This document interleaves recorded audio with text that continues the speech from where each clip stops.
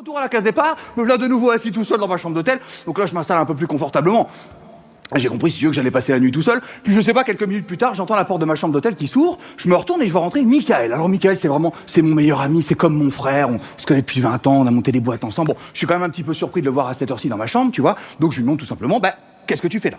Et Michael, quand il rentre, il me dit, écoute, ta copine est venue me voir, elle m'a dit que vous étiez disputés, donc j'étais un petit peu inquiet pour toi. J'ai pris votre clé de chambre et je suis monté pour voir si ça allait.